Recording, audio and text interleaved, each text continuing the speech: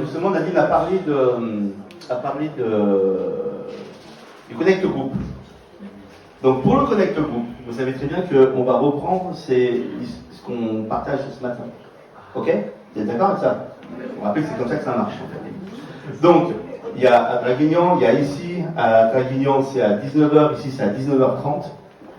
Et je vais vous demander à chacune, de lire pour le Connect Group un passage de la parole de Dieu qui correspond à ce qu'on va faire ce matin. Mais je ne vous dis pas comment, quoi. Vous allez le lire après avoir entendu le message. Et on partagera ce que vous avez compris à travers la lecture donc, dans ce jeudi. C'est bien? Ça vous intéresse de faire ça? D'accord? Sortez vos copies. Donc ça sera deux rois dans la parole de Dieu, dans l'Ancien Testament, dans le livre, 2 Rois, chapitre 4, d'accord, et de 4 à 8, d'accord, ça va? C'est bon pour vous ou pas?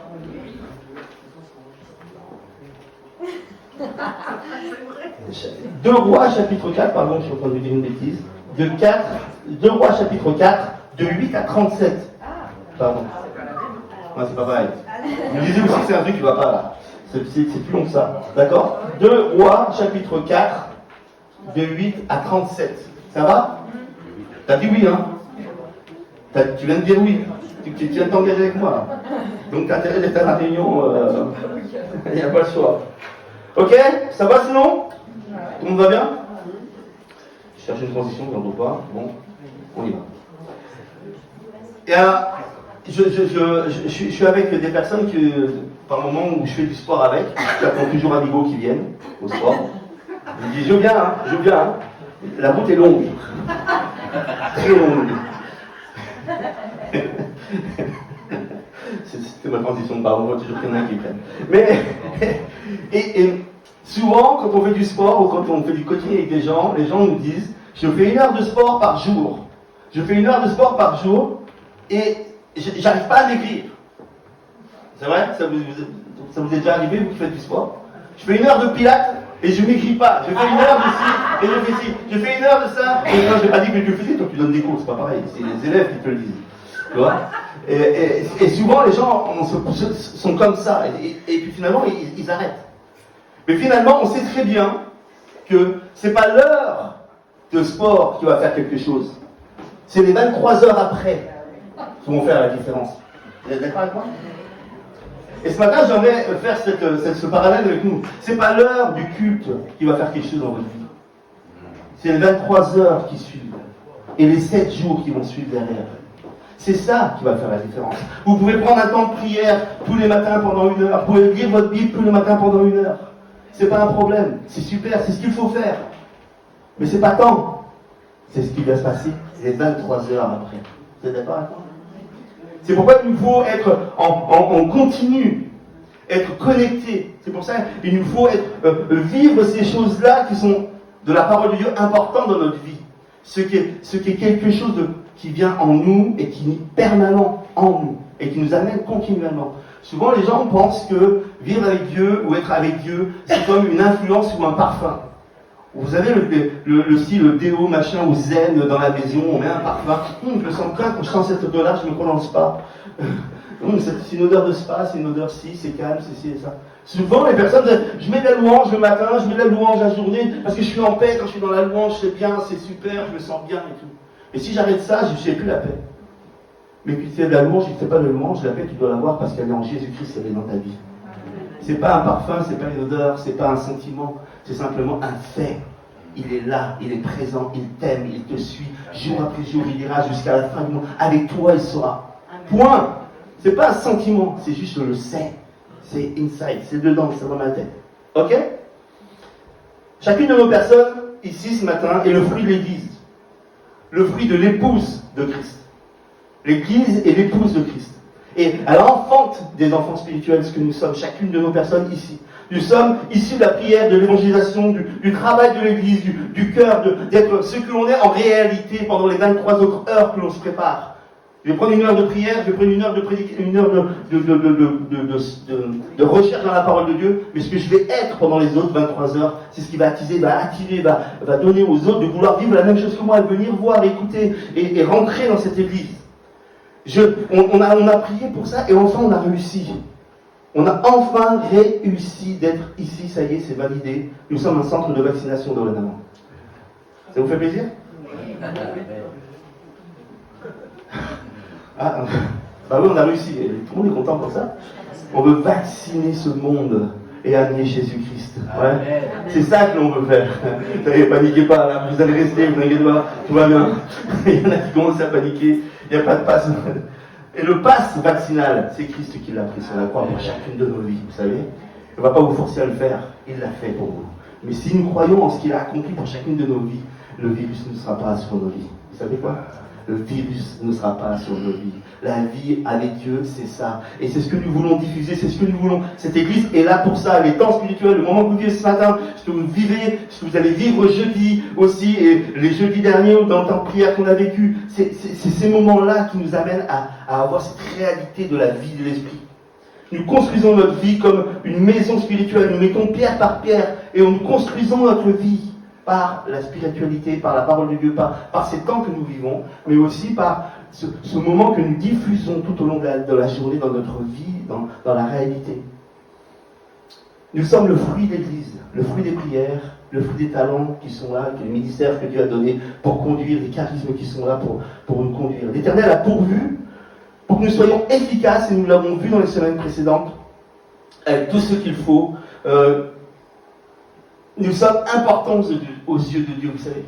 Vous êtes importants aux yeux de Dieu.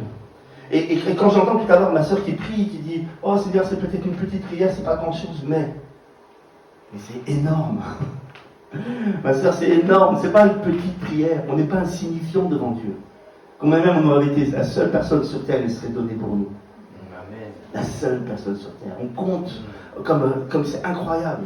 Et le fait de pouvoir dire simplement « Jésus, je t'aime » ce matin. Et peut-être que nous n'avons pas l'habitude, peut-être que tu n'as pas l'habitude, parce que tu n'es pas dans cette façon d'exprimer ton amour à quelque chose que tu ne vois pas. Mais le fait de dire je t'aime à un Dieu, c'est juste extraordinaire de pouvoir le faire. Vous savez, il y a quelque chose qui est là, il y a quelque chose qui se met en nous et qui fait qu'on donne quelque chose. Et c'est juste formidable. Nous sommes ses enfants. Il veut nous bénir, il veut nous chérir, il veut nous voir grandir. Il veut que nos vies servent pour lui. Il a des plans pour chacune de nos personnes. Il a des objectifs et il veut nous y amener, il veut nous inspirer. Il dit qu'il met dans le cœur de chacun de nous des chemins tout tracés. Et pourtant, souvent on se demande, mais qu'est-ce que je dois faire? Est-ce que je suis sur la bonne voie? Est-ce que... Hein? C'est comme ça, hein?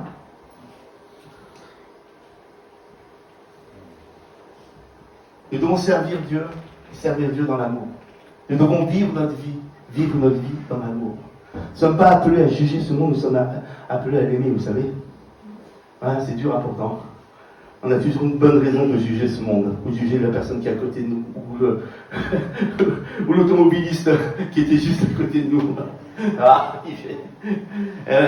mais on est appelé à aimer. Ouais. C'est un travail important que le Seigneur a mis sur chacune de nous, une chose importante que le Seigneur a mis en. Mais nous ne pouvons donner que ce que nous avons reçu, vous croyez? On ne peut pas donner quelque chose que vous n'avez pas reçu. C'est impossible. On peut donner que ce que l'on a reçu. Et non seulement le Seigneur veut mettre des chemins tout tracés en nous, mais il veut mettre aussi quelque chose d'abondant pour déverser sur les autres. Hein? Ça vous plairait, tout ça? C'est un bon programme pour ce matin. On ne peut pas servir si on n'a pas cet amour-là. On peut rien faire. La Bible nous dit que c'est à l'amour que nous avons les uns envers les autres que le monde verra que nous sommes chrétiens. À l'amour dont nos actes sont empreints. Exactement. Est-ce que les gens arrivent à voir dans vos actes que vous prenez au moins une heure dans votre vie avec Dieu?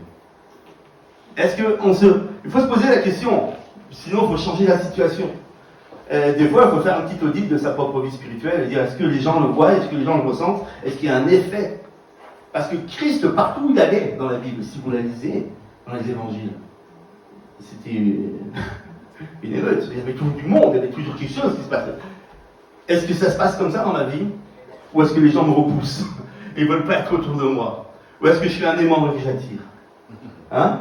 C'est hyper important ça, vous savez. C'est juste pas se condamner ou se juger, c'est juste, tiens, est-ce qu'il y a quelque chose à changer ou pas? Est-ce que j'attire les gens ou pas? Est-ce qu'il y a quelque chose qui se passe dans ma vie? Est-ce que ça amène les gens à ça? Le plus important, c'est pas simplement ce que je dis, mais ce que je fais. C'est vrai ou pas? Souvent on dit des choses, puis ça passe par là, ça sort de l'autre côté, les gens ne retiennent pas. Mais lorsque vous faites quelque chose, ça on retient. C'est écrit. C'est marqué, non? Vous êtes d'accord?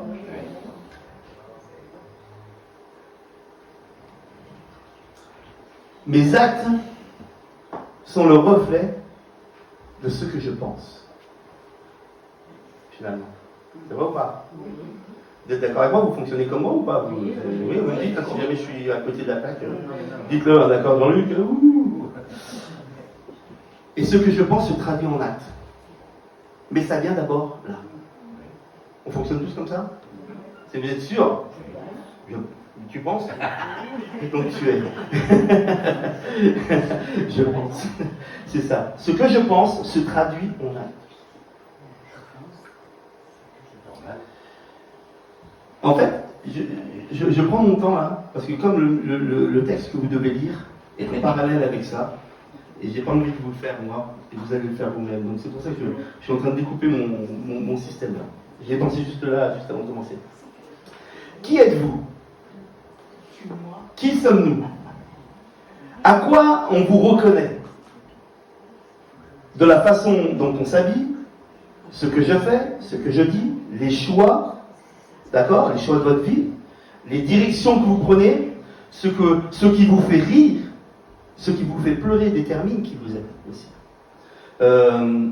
Les alliances que vous faites avec qui et quoi, ou les personnes que vous côtoyez, vos joies, vos peines, tout ça détermine réellement aussi qui vous êtes. Mais tout cela est dirigé par quoi? Par vos pensées. Par nos pensées. Tous les choix, toutes les choses, tout ce que je vais faire dans ma vie, tous ces liens sociaux ou autres, tout ce que je vais vivre au quotidien. Le choix de pouvoir venir ce matin-là, j'y ai pensé et je l'ai fait. Vous êtes d'accord avec ça? C'est votre pensée, c'est dans l'esprit, c'est ici que ça se passe. Tout se passe là. D'accord? On est toujours d'accord avec ça? Tout ce que je viens d'énumérer, c'est vraiment le fruit de nos pensées. Je parle bien de vos pensées et non pas du cerveau. D'accord? Je ne parle pas du cerveau. Le cerveau, il est là. Le cerveau est un morceau de tissu avec des neurones, etc. D'accord? On sait où il se trouve. Enfin, généralement. Vous pouvez dire ouf? Non, on sait où il se trouve généralement, le cerveau. Ça va, c'est ça, je l'avais pas vu. Tu vois bien? Et on sait où il se trouve généralement, d'accord? Et on peut le toucher. On comprend son fonctionnement. Tous les sens du corps sont répertoriés par le neurone, d'accord? Et ils sont en fonction par un courant électrique. Hein, c'est ce qu'on peut comprendre un petit peu quand on va chercher un petit peu comment ça fonctionne le cerveau. Voilà. Le cerveau n'est qu'un ordinateur. Il a toutes les capacités, mais ne peut rien faire de lui-même. Il faut un programmateur. Vous êtes d'accord avec moi? Il faut que quelqu'un appuie sur une touche pour que ça marche. Et ça, c'est le rôle de la pensée. D'accord? Ne vous inquiétez pas, je ne vais pas faire médecine ce matin, il n'y a pas de... on va ouvrir la tête à personne. D'accord. Et maintenant, travaux pratiques. On a des grenouilles. Ça, c'est le rôle de la pensée, d'accord? Qui, elle, n'est pas physique. On ne sait pas où la situer, la pensée. Les médecins ne savent pas où la situer. Il n'y a pas de... C'est pas un endroit, il n'y a pas de... On ne peut pas... voilà, d'accord? Ou à quel endroit... Parce qu'elle est spirituelle. C'est quelque chose de spirituel. Vous êtes des êtres spirituels. Nous sommes des êtres spirituels. Vous savez? Emmagasinés dans un corps qui est juste le véhicule de l'être spirituel. D'accord? Ça marche comme ça. Tout cela veut dire que nous sommes ce que nous pensons. Et le cerveau et le corps sont que les automates de la pensée. Par exemple, je pense hello et je vais écrire hello. Vous êtes d'accord avec ça? C'est comme ça que ça marche, hein? J'essaie d'aller doucement pour que tout le monde comprenne bien qu'on me suit. Hein, je veux pas. Un exemple, si vous prenez un médicament pour les troubles du comportement, cela va travailler dans votre cerveau pour ne pas exécuter ce que vous dites que vous pensez. Mais ça ne va pas travailler sur vos pensées. Ça va bloquer justement l'action pour que le corps n'agisse pas. Ce médicament œuvre dans le corps, non pas sur ce que je pense. Personne ne peut toucher à la pensée si ce n'est un être spirituel. D'accord? On comprend bien tout ça? C'est ok? Fais ça avec la tête, on ne sait pas que c'est toi. Vas-y. C'est bon, super. Nickel. La création. Lorsque Dieu nous a créés, dans la parole de Dieu, lorsque vous lisez dans la Genèse, il insuffla en Adam la vie éternelle, le roi, le mot exact qui est donné. Et la vie éternelle, c'est une source d'énergie non physique de laquelle toute la création a tiré son origine et qui est capable de stimuler la pensée non régénérée à penser, à ressentir, à décider différemment face aux grandes questions de la vie. D'accord? Quand Dieu va créer l'homme, une fois qu'il l'a créé, il va insuffler en lui son esprit, la pensée, la connexion avec qui il est lui-même, parce qu'il dit faisons l'homme à notre image, il fait la même identité intérieurement. Et d'un coup, l'homme, ce que l'homme original, le départ, va être directement connecté avec l'esprit de Dieu, la même pensée, la même fonctionnalité, les mêmes sentiments, toutes ces choses-là vont être là. D'accord? Et là, l'homme va devenir un être vivant, il est dit. D'accord? Une âme vivante. Et ça, je vous avais fait la distinction la dernière fois, mais on n'y revient plus là-dessus. Le corps et le cerveau de l'homme réagissent à l'énergie de la pensée, laquelle est venue du souffle de Dieu. Waouh! C'est bon ça, non? Une source spirituelle d'énergie. Mais il y a eu la chute de l'homme et de la femme. Lorsque l'homme a désobéi à Dieu dans le jardin d'Éden, cette partie ou dimension de la pensée qui était capable de réagir à la vie éternelle, elle est morte. L'homme, dans sa désobéissance, s'est séparé de ce qui venait influencer et amener les pensées afin que ses actes soient bons. Ça a été séparé, il y a une séparation, d'accord? C'est de cette mort que Dieu parlait quand il dit à Adam et à Ève de ne pas manger du fruit de l'arbre de la connaissance, parce que sinon vous allez mourir. Et quand il parle de cette mort, c'est qu'il y a quelque chose qui va mourir en toi. C'est dans Genèse 3.3. Il y a quelque chose qui va se séparer avec toi. Vous comprenez? C'est ça qui s'est passé. Adam et Ève ont perdu le pouvoir à ce moment-là, de même vouloir de faire leur propre choix. Vous comprenez? En harmonie avec la puissance créatrice qui est la vie éternelle et sous l'autorité du Créateur.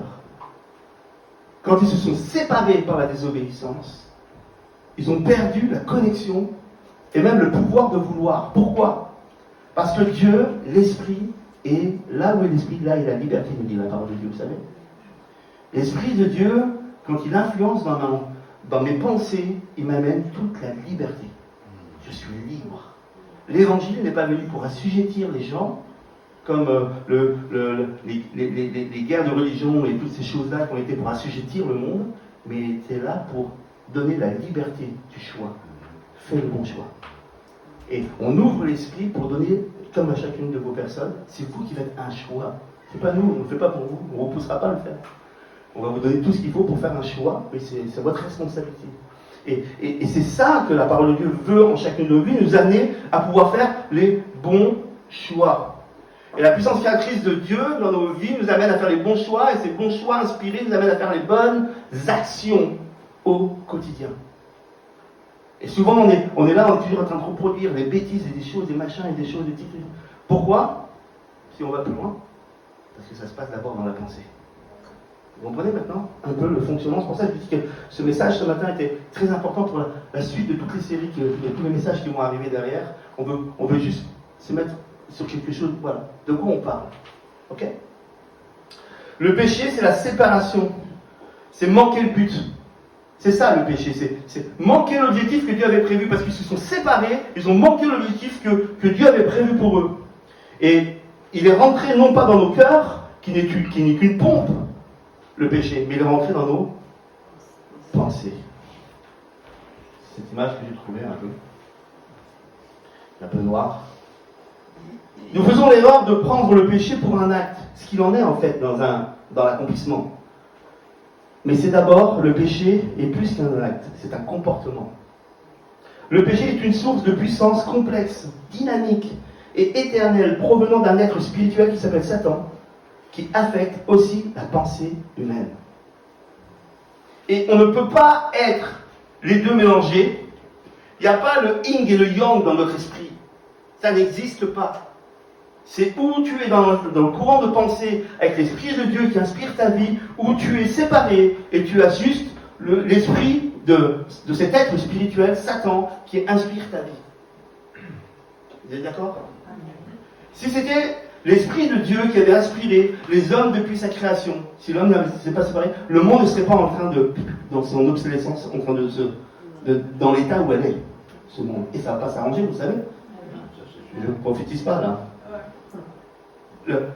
L'homme, la décadence, la destruction, le ci, le là, quand on entend le jugement de ce gars-là qui a tué la petite Maëlys, tout ce qui se passe et tout ce qu'il a fait en plus, et comment l'esprit qui est là, c'est pas l'être d'un humain, c'est l'être d'un esprit qui contacte cet humain. C'est pas tant l'homme, la chair, le corps qui a un problème, c'est qui influence ce corps, cet être. C'est la pression spirituelle qui est là et qui va animer et qui va faire que mes actes ne seront pas ce qu'ils doivent être. Et souvent, les gens se disent, mais moi, je n'ai pas besoin de Dieu. Moi, ça va dans ma vie. Tout va bien dans la vie. Il n'y a pas de souci, il n'y a pas de ça. Ok, il y a plein de personnes, ça peut dire, waouh, ils vivent bien, tout va bien, ils ont de l'argent, ils ont ça, ils ne sont pas malades, tu vois. Oui. Mais quelle influence? Qui inspire tes pensées? Et là, on parle de la chose originelle, le départ. On a besoin de quelque chose qui transforme et qui change nos vies. Pas besoin de médicaments, d'antidépresseurs et tous ces trucs-là qui viennent nous effacer le reste. On a besoin d'autre chose qui existe réellement, qui est vraiment ça, l'antivirus qui est là réellement, qui est la pensée de l'Esprit de Dieu, cet esprit original que Dieu avait mis au départ. Le péché a été conçu dans le cœur de Satan lorsqu'il s'est rebellé contre Dieu. Et lorsque l'homme et la femme ont désobéi à Dieu dans le jardin d'Éden, il perdit la sensibilité à la puissance de la vie éternelle. Et depuis, leur seule source de puissance spirituelle pouvant influencer leurs pensées et leurs choix, c'est la puissance du péché. L'homme et la femme ont été conçus avec le devoir et la capacité de dominer sur la création. Mais lorsque le péché les a influencés, ils ont été eux-mêmes dominés par cette puissance destructrice. Depuis, la destruction est en place dans ce monde de par la puissance du péché. Quand Dieu créa l'homme, il nous a donné autorité sur tout ce qui est sur la terre. Dieu dit à l'homme que nous faisons l'homme à notre image. Lorsqu'on voit la Trinité, que Dieu parle, il dit faisons l'homme à notre image, le Père, le Fils, le Saint-Esprit. Et quand on dit Dieu a toute autorité dans le ciel, que ta volonté soit faite, comme elle est dans le ciel, sur terre, mais voilà, tu as toute autorité. Et Dieu voulait que nous ayons toute autorité sur cette terre. Pas une autorité qui prend un pistolet qui dit maintenant tu fais ce que je te dis et c'est moi qui ai autorité. C'est pas ça. C'est une autorité spirituelle qui fait que nous dominons au-dessus des effets et des choses, avec une inspiration qui vient influencer le monde par la spiritualité, par l'esprit, par une domination spirituelle. C'est complètement tout à fait autre chose. Le monde aurait été complètement différent. Complètement différent. Vous voyez ? suite à la désobéissance de l'homme et de la femme, ils vont pouvoir dire eux-mêmes, et vous lisez ça dans la Genèse, nous avons honte, nous sommes nus. Cela ne veut pas dire qu'ils étaient nus et qu'ils ne se sont pas rendus compte, et que c'était des bébêtes là. Hein, vous avez vu passer un moment? Mais Dieu, je les cherche de partout, on dit, mais vous êtes où? Il dit, on s'est caché, nous sommes nus. On s'est caché parce que nous sommes nus. Mais qui vous a dit que vous étiez nus? Alors ils sont cachés, ils sont... Mais tu ne savais pas avant? Alors l'Esprit de Dieu qu'ils avaient, c'est quoi? Un esprit d'aveuglement, ils n'avaient pas vu. C'est pas de ça qu'on parle. Le vrai texte, quand on va le voir, quand on va le chercher, c'est qu'ils disent qu'ils sont nus. Nous, en français, on a mis ça comme ça.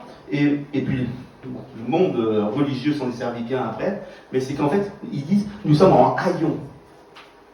Alors que nous étions revêtus d'une autorité, nous l'avons perdue. Et nous sommes devenus en haillons. C'est ça, veut dire que nous sommes nus. Nous avons perdu quelque chose. Nous n'avons plus cette chose-là qui est là. Alors qu'ils étaient en paix, qu'ils avaient l'abondance, qu'ils étaient dans la présence de Dieu, ils ont tout perdu à ce moment-là. Ils sont devenus en haillons, en rien du tout. C'est pour ça que plus tard dans les évangiles, et on lit dans les épîtres, nous devons revêtir Christ. C'est pour ça qu'on voit Jésus qui nous parle dans le flou de Gadara, il dit, il a revêtu, remis dans son bon sens. Revêtu. Il remet un homme nu qui était dans les sépulcres, rempli de démons. Il imagine bien l'image en fait réelle de ce qu'il annonce et de ce qui va se passer. Ce sont toutes des choses qui sont là à lire dans les évangiles qui sont merveilleuses. Dans toute la création, le seul être vivant qui est dépourvu de défense naturelle, c'est l'homme. Vous vous êtes rendu compte ou pas? À part maintenant avec les ragines, les ongles, que les dames peuvent se mettre. Mais sinon, on n'a pas. On n'a pas des grandes dents, on n'a pas des grands ongles, on n'a pas des grosses mâchoires, on n'a pas... Bon, on a quand même des gros muscles, mais quand même... Pas tous. On est obligé de les travailler. Hein. Mais c'est pas ça, c'est pas nos défenses naturelles. Le lion est là, tous les animaux ils ont, même le grenouille qui fait sortir... Je regarde Choyer Nature là, souvent pour faire ma sieste. Et... La grenouille, elle arrive juste avec sa peau à faire sortir un produit qui est hyper toxique, là, qui va tuer le serpent qui va essayer de la mort. Le serpent il va se faire défoncer en fait. C'est dingue, hein. Enfin, ils ont des défenses naturelles. Nous, on n'a pas. Pourquoi? Parce qu'on n'en avait pas besoin. On avait autorité. C'est pas prévu. C'était pas prévu. C'est pour ça que c'est par la force du péché qui agit en nous, cette inspiration de l'ennemi qui vient dans nos vies, il va nous amener à dire, voilà, je vais faire ci, je vais assujettir par la force, je vais faire ci, maintenant je vais faire comme ça, je vais faire comme ceci. C'est ça qu'il fait. Vous voyez? Et ça fait rien de bien. C'est complètement différent. On n'avait pas besoin de ça parce que c'est Dieu notre protection. C'était lui-même qui était notre sécurité. C'était lui-même qui nous protégeait de tout. Et on est sorti de cette protection et on a perdu notre autorité. C'est juste fou. Et aujourd'hui, c'est le monde qui a autorité sur notre vie. On n'a aucune autorité sur rien du tout. On est juste à courir et à régler toutes les choses qui nous arrivent. C'est vrai ou pas? Reste même tout seul dans ton coin, il va t'arriver quelque chose comme ça. Il y a toujours un truc qui va se passer. Il y a tous les jours quelque chose. On est toujours à gérer ce qui se passe, alors que normalement on n'aurait pas dû faire ça. On aurait dû être nous-mêmes en pleine gestion et de choix. C'est complètement différent. Dieu n'avait pas prévu ça, vous savez. Les amis, Dieu n'avait pas prévu ça.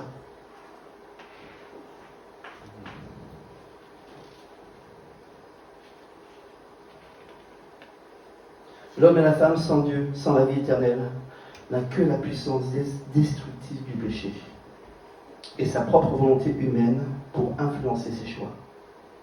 Matthieu 6,24 nous dit « Nul ne peut servir deux maîtres, car ou il haïra l'un et aimera l'autre, ou il s'attachera à l'un et méprisera l'autre. Vous ne pouvez servir Dieu et Mammon. Mammon est le Dieu d'argent, le Dieu de ce monde. On ne peut pas être des deux côtés à la fois. Je ne peux pas passer 1 heure le matin devant ma Bible ou dans ma prière. Je ne peux pas passer une demi-journée, une matinée à l'église et passer toute une semaine. C'est tout ce qui va. Il faut que tout mon être entier soit influencé par un courant de pensée, par un esprit qui est le roi de Dieu. pour que tout change dans ma vie. Je ne peux pas me mettre un coup là et un coup de l'autre côté, ça ne marchera pas. Sinon, là, vous êtes venu juste chercher un coup de parfum. Venez, je fais pit, pit, pit, et repartez. C'est ça que vous prenez ce matin. Si c'est que ça que vous voulez. Mais sorti dehors, le vent va souffler, si d'autres odeurs au restaurant vont se mettre sur vos vêtements. Il y a d'autres choses qui vont arriver et vous n'avez plus la même odeur. C'est pas pareil. C'est pas la même chose. Vous comprenez ce matin ce que je vous dis? On ne peut pas. 2 Corinthiens 4,4 nous dit que Satan, le Dieu de ce monde, a aveuglé l'intelligence de ceux qui ne sont pas régénérés. On parle de régénération. Romains 1,21. Ils se sont égarés dans leur raisonnement futile, et leur cœur, sans intelligence, a été plongé dans les ténèbres. On parle de l'humanité. Éphésiens 4,18. Ils ont l'intelligence obscurcie. Ils sont étrangers à la vie de Dieu à cause de l'ignorance qui est en eux, parce que leur cœur est obtus. Normal que le cœur est obtus.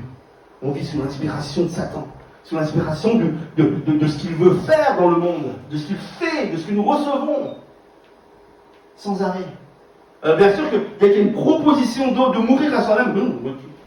Laisse-moi, je sais quoi faire de ma vie. Je peux être obtus, je peux être...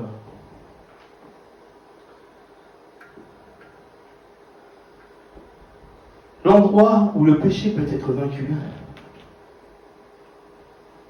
l'endroit où la pensée, où le péché peut être vaincu, c'est la pensée.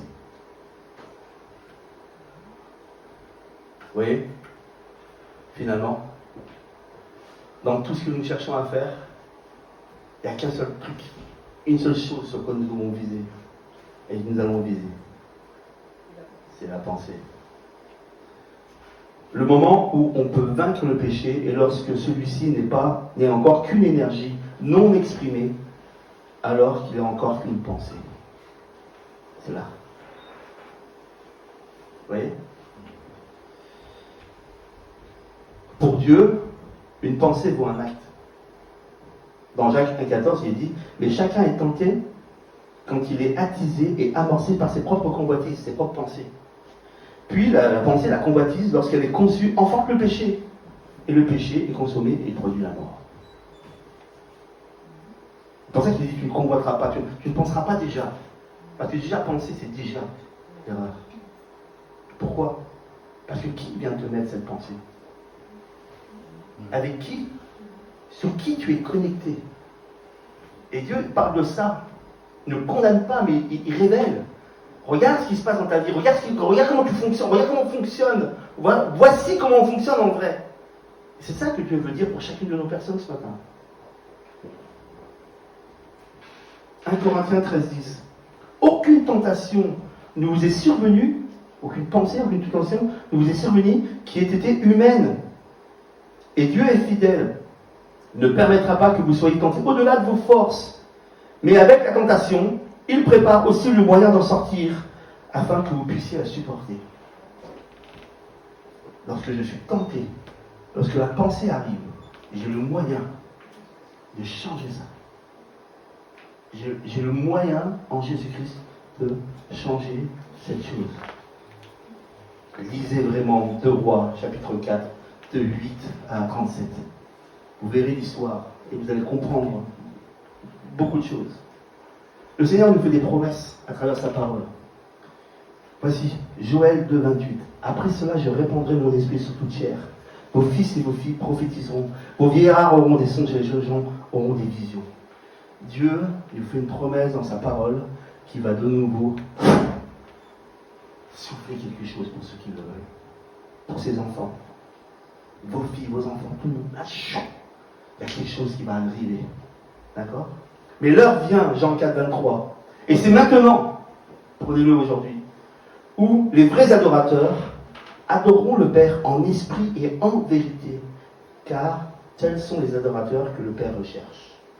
En esprit et en vérité. Jean 4, 24. Dieu est esprit. Et il faut que ceux qui l'adorent en esprit et en vérité. 2 Corinthiens 10, 5. nous renversons les raisonnements et toute hauteur qui s'élève contre la connaissance de Dieu et nous amenons toutes les pensées captives à l'obéissance de Christ. Romains 6,12, que le péché ne règne donc pas dans vos corps mortels. N'obéissez pas à vos désirs, à vos pensées. Éphésiens 6,12, car nous n'avons pas à lutter contre la chair et le sang, mais contre les dominations, contre les autorités, contre les princes de ce monde, des ténèbres, contre les esprits méchants dans les lieux célestes. Voilà contre quoi vous combattez. C'est ça qui attise vos pensées et qui sont traduits ensuite en actes. 1 Corinthiens 6,17, mais celui qui s'attache au Seigneur est avec lui un seul esprit. Ça c'est bon. Non? On n'a pas une solution là? On n'a pas une solution là? Vous n'aimeriez pas avoir le même esprit que Christ? La même pensée que lui? D'avoir les mêmes résultats que lui? D'avoir les mêmes actes de ses pensées qui sont traduits en actes? Ce verset, il est énorme. Il transforme la vie. Il peut transformer ce monde. Mais celui qui s'attache au Seigneur est avec lui un seul esprit. Wow! Fini la thérapie, là. Il n'y a pas besoin. La cure d'âme et tutti quanti, tout ce qu'on peut mettre sur les gens pour tout le temps les rappeler à ce qu'ils ont fait. Là, on parle d'une libération. Qui était complètement une personne nouvelle. Colossiens 3,3, car vous êtes morts et votre vie est cachée avec Christ en Dieu. C'est bon, il me reste encore 1h30. Dieu a fait, et je termine, Dieu a fait une alliance avec Adam. Il lui a donné l'autorité pour le monde spirituel et naturel. Adam a été déchu par la désobéissance de cette autorité. D'accord? Adam. Puis Dieu va vouloir faire une autre alliance avec l'homme. Il va faire l'alliance avec Abraham, Isaac, Jacob, et avec le peuple d'Israël, qui en découlera derrière. Mais le peuple n'a pas été à la hauteur, toujours dans la désobéissance. Il a perdu l'autorité. Et Dieu dira au peuple d'Israël, je vous fais ceci, à chaque fois que vous faites mal, je vous fracasse, je fais ci. On voit comment Dieu règle les comptes à chaque fois quand c'est mal fait dans l'histoire biblique, dans l'histoire du peuple d'Israël. C'est toujours un Dieu qui est là, tu fais ça à part, tu fais ça à part. Il dit, et pourtant j'essaye de faire tout ce que je veux, mais vous êtes tellement à la nuque crête que de toute façon on ne peut rien faire. Même si je vous fracasse, vous continuez quand même. C'est fou. On est comme ça. On ne peut rien faire. Et Dieu va faire une nouvelle alliance avec nous en Jésus-Christ. Car Dieu a tant aimé le monde qu'il a donné son Fils unique, afin que quiconque croit en lui ne périsse pas, mais qu'il ait la vie éternelle. Ce roi de Dieu qui vient de nouveau en nous, en chacune de nos personnes, par Jésus-Christ. Il sait très bien que si il nous demande de faire une nouvelle alliance avec lui, ça ne fonctionnera pas. Parce que l'homme est déchu. C'est définitivement impossible. Alors, il fait venir Jésus-Christ, un nouvel homme, qui va venir sur terre, qui lui va garder son courant de pensée avec ce roi de l'Esprit de Dieu continuel. Il va ne pécher en rien du tout. Il va rester sur ce courant. Le Satan va chercher à le cibler et Satan ne va pas le toucher parce que son courant de pensée à Jésus-Christ va rester. Il dit qu'il a été tenté en toutes choses et qu'il n'a péché en rien. Et lui seul, aujourd'hui, qui s'offre à la croix pour chacune de nos vies et se diffuse pour ceux qui veulent le recevoir ce matin, peut vivre en moi. En nous, en chacune des personnes. Il peut vivre en moi pour que cette alliance nouvelle puisse être enfin revenue à nouveau un esprit avec un être spirituel intérieur qui a cette alliance avec Dieu et son esprit qui est là, qui va dorénavant inspirer mes pensées sur les bons chemins, sur les bonnes directions pour régler les bons problèmes. Et je ne serai plus jamais, jamais, jamais seul. Il est là. Il est là. Jésus-Christ, étant dans ce monde, il dit aux disciples, je vais partir, mais je vous envoie un autre, de la même nature que moi, l'Esprit de vérité, qui habitera en vous, vous serez mon temple, et sera en vous continuellement. Dieu veut maintenant, à travers Jésus-Christ, mettre son esprit en chacune de nos personnes et faire que nous puissions vivre cette réalité et reprendre l'autorité qui était la nôtre sur notre vie. Reprendre le contrôle spirituel de nos vies. Et ça se fait à travers Jésus-Christ. Par Jésus-Christ. Et si vous voulez aujourd'hui pouvoir influencer, œuvrer et vivre cette vie-là puissante, c'est à travers Jésus-Christ. À travers son œuvre. À travers ce qu'il a accompli. Les choses de l'Esprit sont pour ceux qui sont nés de l'Esprit. C'est la Bible qui le dit. Et Nicodème, ce grand religieux, va arriver, va parler à Jésus, et Jésus, je vais lui dire, mais comment ça, qu'est-ce qu'il faut faire? Si tu es d'eau et d'esprit, tu ne peux comprendre, connaître le royaume de Dieu, même y rentrer. Il faut mourir à soi-même. Le baptême, c'est ce que nous allons voir à travers les baptêmes qui vont être donnés. Et à mourir à soi-même pour revivre une nouvelle vie. Mais il nous faut aussi transformer et avoir cet esprit, ce nouvel esprit qui vit en nous, cet esprit de Dieu qui vit en nous, pour être influencé, afin que nos actes correspondent. Ouais. Tout cela se fait que par la foi. Vous aimeriez avoir la foi? Mais une foi, la foi qui fait qu'on déplace les montagnes. La foi qui fait que lorsque je prie, il y a quelque chose qui se passe. Il y a des choses là qui sont là. Il n'y a rien qui peut bouger. Ouais. Ça vous dirait? La foi est un fruit de l'esprit. Vous voulez une foi comme ça? Recevez l'esprit. Ça veut dire on va mourir à soi-même. Et maintenant on va chercher, non pas être influencé par ce que je pense et ce que je crois savoir. Seigneur, que ta volonté soit faite dans ma vie comme elle est faite au ciel. C'est toi qui choisis, c'est toi qui dirige, c'est toi qui inspire, c'est toi qui m'aime. Et ça sera oui, amen, Seigneur. Tu me dis, je le fais. Là, c'est la foi.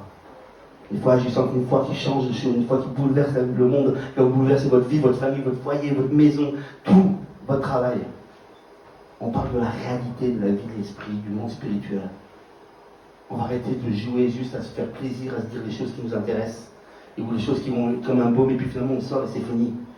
Et si maintenant on changeait vraiment, et si on laissait l'Esprit de Dieu influencer, il transforme tout ce que nous sommes réellement pour avoir un vrai résultat.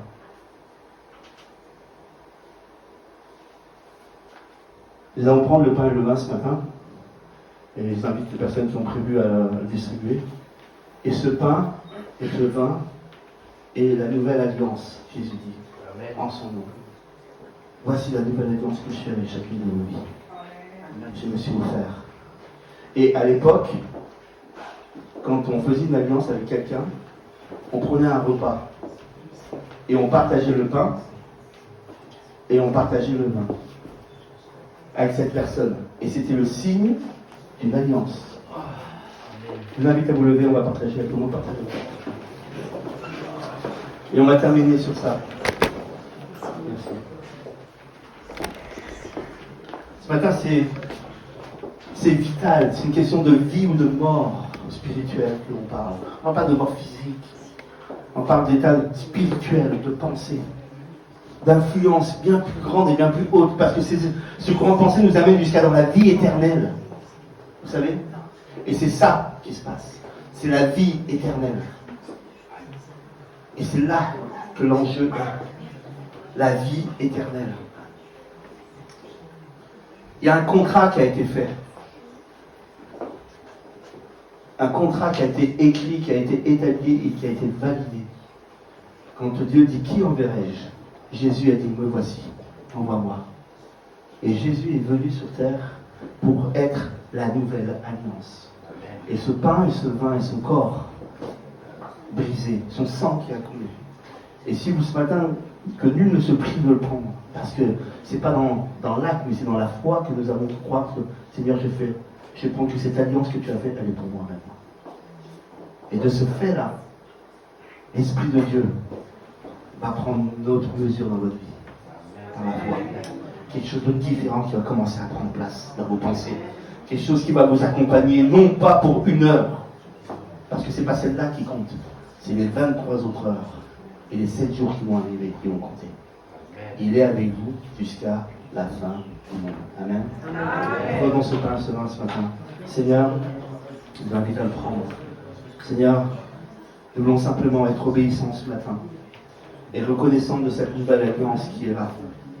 Et nous voulons sortir, Seigneur mon Dieu, de ce courant de pensée que l'ennemi nous a tellement attisé, amené, dirigé. Et nous voulons maintenant, Seigneur mon Dieu, être cette nouvelle nature, nous la voulons inspirer par ton esprit, par tes pensées, par toi seul, Seigneur mon Dieu. Seigneur, nous voulons que, à travers ces temps, Seigneur mon Dieu, dans cette église, dans cet endroit, Seigneur, nous puissions venir nous comprendre quelle est la vie de l'esprit, comprendre ce que tu veux de nous, comprendre comment nous fonctionnons, comprendre quels sont les actes, les choses qu'il faut accomplir pour pouvoir voir, Seigneur mon Dieu, la vie, la puissance et la réalité de la foi. Seigneur mon Dieu, viens, Seigneur mon Dieu, ouvrir. Seigneur, viens, Seigneur mon Dieu, faire ton œuvre dans cette église. Répands ton esprit. Comme tu le dis, ce jour-là, je répandrai mon esprit sur toute chair. Seigneur, nous voici. Répands ton esprit. Tu nous prépares, Seigneur mon Dieu, à voir et vivre de grandes choses. De grandes choses, Seigneur mon Dieu. Parce que tu es un grand, grand Dieu. Nous en avons marre de voir les petites choses, d'avoir juste une petite foi, d'avoir juste des petits résultats. Nous voulons nous attendre à voir ta puissance et ton autorité. Parce que tu es celui qui règne. Tu es le roi des rois. Et Seigneur mon Dieu, nous ne voulons pas être assujettis par ce monde, mais nous voulons assujettir nous par ton autorité. Parce que c'est toi qui vis en nous et pas moi. C'est le Dieu tout-puissant qui vit en nous. À toi la gloire et l'honneur, Jésus. Sois béni, mon roi. Amen. Amen.